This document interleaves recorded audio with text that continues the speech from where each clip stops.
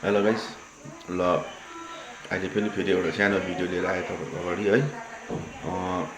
त्यो चाहिँ मेरो भिडियो चाहिँ मेरो घर परिवार घरभित्रकै भिडियो हो है।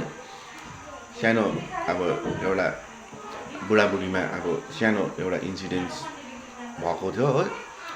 अन्त अस्ति चाहिँ मेरो श्रीमती चाहिँ अब मसँग हल्का डिस्कस गरेर चाहिँ अब ऊ अहिले उता घर गएको छ नि त।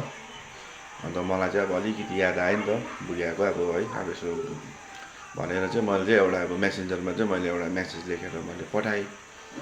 अन्त मेरो अब मनबाट अब प्रियतामा भन्दै मैले पठाएको है।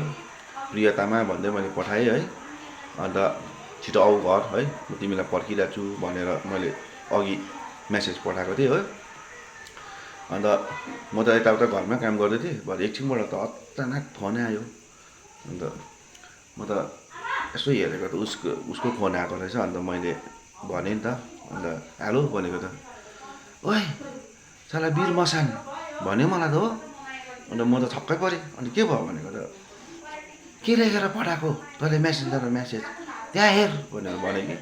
अन्त मेरो पालो के लेखेँ भनेर मेरो पालो यसो गरेर हेरेको त प्रियतमा लेखेको थियो। खासै मैले प्रियतमा भनेर लेखेर पठाएको हो, प्रेतात्मा भनेर भएछ कि।